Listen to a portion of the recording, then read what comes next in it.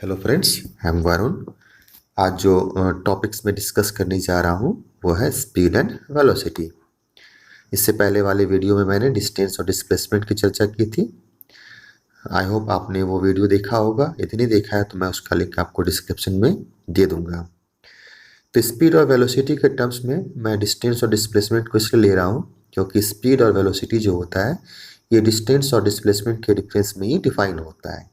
Speed जो होता है वो rate of change of distance होता है, जबकि वेलोसिटी जो होता है वो rate of change of displacement होता है। मैं फर्स्ट टर्म स्पीड को लेता हूँ। तो एक एग्जांपल में लेता हूँ, मान लेता हूँ कि स्टूडेंट है जो अपने घर से स्कूल जाने के लिए निकलता है। मान लेता हूँ कि उसके घर से स्कूल का डिस्टेंस जो है वो 1500 मीटर का है।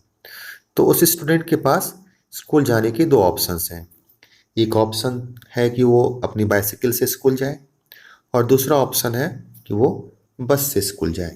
तो यदि वो अपनी बाइसिकल से स्कूल जाता है तो वो जो 1500 मीटर का डिस्टेंस है उसे कवर करने में उसे 15 मिनट्स लगते हैं, जबकि यदि वो बस लेता है तो उसे सेम डिस्टेंस कवर करने में मात्र 5 मिनट लगते हैं। तो हम देखते हैं कि दोनों केसेस में जो distance covered per unit time आ रहा है वो अलग अलग है। बाइसिकल के केस में 100 मीटर है, जबकि बस के केस में 300 मीटर है।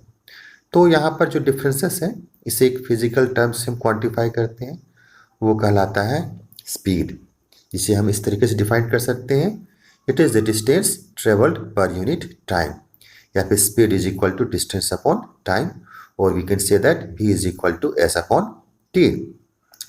तो v क्या है यहाँ पर? v स्पीड को रिप्रेजेंट कर रहा है, s डिस्टेंस को और t टाइम को। तो SI यूनिट इसका क्या हो जाएगा? मीटर पर सेकेंड। तो दोनों केसेस में क्या हुआ कि हम कह सकते हैं कि जो स्पीड है बाइसिकल का वो है 100 मीटर पर मिनट, और जो बस का स्पीड है वो है 300 मीटर पर मिनट। एक और टर्म जो स्पीड से रिलेटेड है वो होता है एवरेज स्पीड। तो एवरेज स्पीड को हम डिफाइन करते हैं, it is the total distance covered by the total time taken. तो यदि कोई ऑब्जेक्ट डिफरेंट डिस्टेंस कवर करता है डिफरेंट टाइम इंटरवल्स में, तो वो जो टोटल डिस्टेंस जो कवर करता है उसे यदि हम टोटल टाइम से डिवाइड करते हैं तो वो जो आता है वो कहलाता है एवरेज स्पीड। नेक्स्ट जो हमारा टर्म है वो है वेलोसिटी। तो जैसा कि मैंने आपको शुरुआत में बताया कि वेलोसिटी जो होता है वो rate of change of displacement होता है। तो एक एग्जांपल मैं लेता हूँ। मान लेता हूँ कि एक पर्सन है जो ए से अपनी जर्नी स्टार्ट करता है। वो सबसे पहले टुवर्ड्स साउथ जाता है 3 kilometre up to point B, और उसके बाद टुवर्ड्स ईस्ट जाता है अप टू पॉइंट सी जो कि है 4 किलोमीटर का। तो इस केस में जो डिस्टेंस है वो तो आपको पता है कि 3 + 4 7 किलोमीटर है, क्योंकि यही एक्चुअल लेंथ ऑफ पाथ है। तो यदि आपसे पूछा जाए कि स्पीड क्या होगा, मान लेते हैं कि ये डिस्टेंस वो 2 घंटे में कवर करता है, तो स्पीड हो जाएगा 7/2, that means 3.5 kilometre per hour. लेकिन यदि हम डिस्प्लेसमेंट निकालते हैं इस केस में, तो डिस्प्लेसमेंट क्या होगा? ए और सी के बीच का गैप। तो ए और सी के बीच का गैप हम कैसे निकालेंगे? क्योंकि यहाँ पर एक ट्राइंगल का जो फॉर्मेशन हो रहा है वो राइट एंगल ट्राइंगल है, तो हम पाइथागोरस थ्योरम का इस्तेमाल कर सकते हैं। तो इसी हमारे क्या आएगा? √3² + 4², जो कि आता है 5 किलोमीटर। तो डिस्प्लेसमेंट क्या हो जाएगा? 5 किलोमीटर टुवर्ड्स ए सी। तो इस केस में हम निकालते हैं डिस्प्लेसमेंट पर यूनिट टाइम, तो आ जाएगा 5/2, that is 2.5 kilometre per hour. So we can define velocity as it is the displacement of a body per unit time, or velocity is equal to displacement upon time, that means v is equal to s upon t। तो हमने v के ऊपर arrow और s के ऊपर भी arrow का इस्तेमाल किया है, क्योंकि v जो है वो वेलोसिटी वो डिपेंड करता है डिस्प्लेसमेंट पर, और डिस्प्लेसमेंट जो है वो एक वेक्टर क्वांटिटी है, तो वेलोसिटी भी हमारा क्या हो जाएगा? वेक्टर क्वांटिटी हो जाएगा। इसका यूनिट जो हो जाएगा वो हो जाएगा मीटर पर सेकेंड। एक और टर्म जो वेलोसिटी के रेफरेंस में आता है वो है इंस्टेंटेनियस वेलोसिटी। इसे हम डिफाइन करते हैं, it is the velocity of a body at an instant of time, और delta v is equal to delta s upon delta t। तो क्या हुआ ये इंस्टेंटेनियस वेलोसिटी? तो यदि कोई ऑब्जेक्ट मूव कर रहा है तो किसी भी पार्टिकुलर मोमेंट पर उसकी जो वेलोसिटी होगी वो कहलाएगी उसकी instantaneous velocity.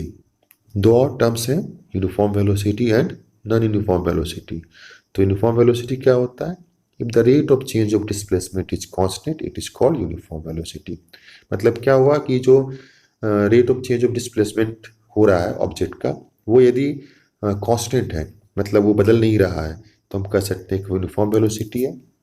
But if the rate of change of displacement is not constant it is called non uniform velocity.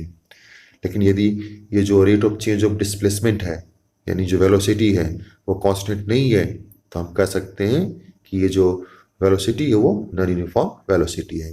मतलब क्या हुआ कि यदि कोई ऑब्जेक्ट मूव कर रहा है और वो इक्वल डिस्टेंसेस या इक्वल डिस्प्लेसमेंट जो होता है वो इक्वल इंटरवल ऑफ टाइम में कवर कर रहा है, दैट मीन्स क्या हुआ कि हर इंटरवल ऑफ टाइम में उसका जो डिस्प्लेसमेंट है वो कांस्टेंट है। दैट मीन्स क्या हुआ कि वो ऑब्जेक्ट जो मूव कर रहा है वो यूनिफॉर्म वेलोसिटी के साथ कर रहा है। लेकिन यदि डिस्प्लेसमेंट जो है इक्वल इंटरवल ऑफ टाइम में इक्वल नहीं है, तो हम कह सकते हैं कि वो जो ऑब्जेक्ट मूव कर रहा है वो जिस वेलोसिटी से कर रहा है वो नॉन यूनिफॉर्म वेलोसिटी है। एक क्वेश्चन है कि what are the differences between speed and velocity. तो there are 5 differences. First, speed is equal to distance upon time, यानी स्पीड जो होता है वो rate of change of distance होता है। But velocity is equal to displacement upon time, that is rate of change of displacement. Number 2, चूंकि speed जो है वो डिस्टेंस से रिलेटेड है, देयरफॉर क्या हो जाएगा, direction is not associated with it. और वेलोसिटी जो है वो डिस्प्लेसमेंट से रिलेटेड है, तो वेलोसिटी के साथ क्या हो जाएगा, direction is associated with it. Speed एक स्केलर क्वांटिटी है और वेलोसिटी जो होता है वो वेक्टर क्वांटिटी है। स्पीड ऑलवेज पॉजिटिव होता है क्योंकि स्पीड हम डिस्टेंस से निकालते हैं, डिस्टेंस हमेशा पॉजिटिव होता है, जबकि वेलोसिटी कैन बी पॉजिटिव और निगेटिव। वेलोसिटी जो है वो पॉजिटिव भी हो सकता है और निगेटिव भी हो सकता है, क्योंकि वेलोसिटी को हम डिराइव करते हैं with the help of displacement, और डिस्प्लेसमेंट पॉजिटिव भी होता है और निगेटिव भी होता है। और जो फिफ्थ डिफरेंस है कि speed can not be zero, speed कभी जीरो नहीं हो सकता है। लेकिन डिस्प्लेसमेंट के केस में हम देखे थे कि डिस्प्लेसमेंट जीरो होता है तो वेलोसिटी क्या हो जाएगा, ये भी जीरो हो सकता है, इट कैन बी जीरो। जैसे कि एक सर्कुलर पाथ ही हम लेते हैं, तो जिस पॉइंट से वो स्टार्ट करता है उसी पॉइंट पर मान लेते हैं कि वो ऑब्जेक्ट मूव करके वापस आ जाता है, इस केस में डिस्प्लेसमेंट जीरो हो जाएगा। और डिस्प्लेसमेंट जीरो हो जाएगा तो वेलोसिटी भी जीरो हो जाएगी। So friends, that's all for today. I hope आपको ये वीडियो पसंद आया होगा। Thanks for watching.